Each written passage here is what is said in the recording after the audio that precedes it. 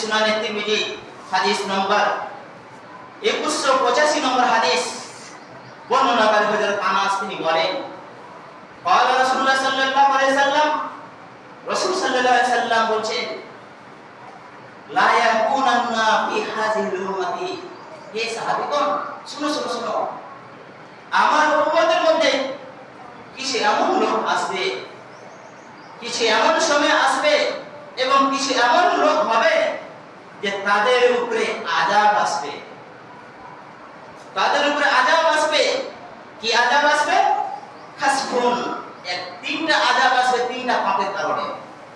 তিনটি আযাব আসবে তিনটি পাপের কারণে, যা রাসূল সাল্লাল্লাহু আলাইহি সাল্লাম বলেছেন।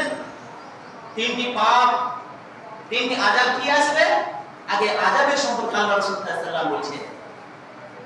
প্রথম নম্বর যে এই আযাবের কথা বলা হয়েছে যে খাসফুন, জমি ধ্বংস হয়ে যাবে। ভূমিকম্পতে জমি ধ্বংস হয়ে যাবে, বাড়িঘর উল্টে পড়ে যাবে। যা রাসূল সাল্লাল্লাহু আলাইহি সাল্লাম বলেছেন যে একটা ভূমি ধ্বংস হয়ে যাবে।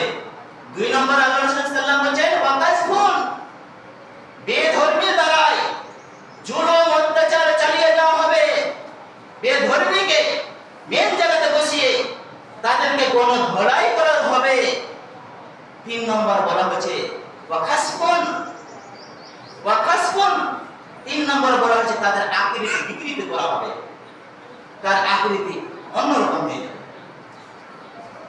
অন্য হাদিসে বলা হয়েছে যে তাকে বাঁদর করানো হয়ে বাঁদর হয়ে যেতে পারে বা শুঁড় হয়ে যেতে পারে। এই শব্দগুলো আল্লাহ রাসূল সাল্লাল্লাহু আলাইহি ওয়াসাল্লাম ব্যবহার করেছেন। এর হলো আযাব দেওয়া হবে তিনটি কারণে। কি তিনটি? আল্লাহ রাসূল সাল্লাল্লাহু আলাইহি ওয়াসাল্লাম বলেন তাসরিবুল ওয়াজালিকা ইজা তাসরিবুল খামর, যখন মানুষ মদ্যপান করবে, একটা হচ্ছে মদ্যপান যখন মানুষ করবে তখন এইগুলো আযাব দেওয়া হবে।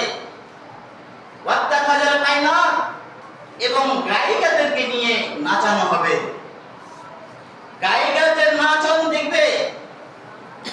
তারপরে আল্লাহ রাসূল সাল্লাল্লাহু আলাইহি ওয়াসাল্লাম বলেন ওয়া যারাবু বিল মাআসিফি, এবং মানুষ গান বাজনা নিয়ে ব্যস্ততা হয়ে যাবে, বাদ্যযন্ত্র নিয়ে ব্যস্ততা হয়ে যাবে। যা রাসূল সাল্লাল্লাহু আলাইহি ওয়াসাল্লাম বলেন যে তিনটি আপদ বিপদ আসবে তিনটি কারণে। আল্লাহ রাসূল সাল্লাল্লাহু আলাইহি ওয়াসাল্লাম এই কথাই বললেন। অতএব আজ এই ফিতনার দৌর যা আল্লাহ রাসূল সাল্লাল্লাহু আলাইহি ওয়াসাল্লাম আজ থেকে নিয়ে 1450 বছর আগে বলেছেন যে এইগুলো হবে, যে আজ আমাদের সমাজে এই মোবাইলে যে এই ছবি, এই নাচানাচি, এই বাদ্যযন্ত্র আজ আমাদের প্রত্যেক পাকিটে রয়ে গেছে। যা রাসূল সাল্লাল্লাহু আলাইহি ওয়াসাল্লাম বলে গেছে এই হচ্ছে একটা কিয়ামতের আলামত। আল্লাহ রাসূল সাল্লাল্লাহু আলাইহি ওয়াসাল্লাম বলেছেন যে মদ্যপান বেশি করে করবে। আজ সামনে দেখা যাচ্ছে যে অনেক ভদ্র কিন্তু রাতে অনেক ড্রিঙ্ক করে থাকে, তাকে অনেক ভদ্র লাগে কিন্তু সে এই গাঁজা হেরোইন সে হলো ভক্ষণ করে থাকে। যা রাসূল সাল্লাল্লাহু আলাইহি ওয়াসাল্লাম হারাম বলেছে, আল্লাহ রাব্বুল আলামিন হারাম বলেছেন, সেই কাজ এই মুসলিম জাতি করে থাকে। এই মুসলিম জাতিকে এই কাজ থেকে বিরত থাকার জন্য নবীকে পাঠানো হয়েছে। আল্লাহ রাব্বুল আলামিন কোরআন মাজিদ দিয়েছেন। আজ এই মুসলিম জাতি এই মদ্যতে ব্যস্ততা থাকে, এই মদ্য থেকে আপনাকে দূরে থাকতে হবে। এই মদের দোকানে এই মুসলিম জাতি যাবে কেন?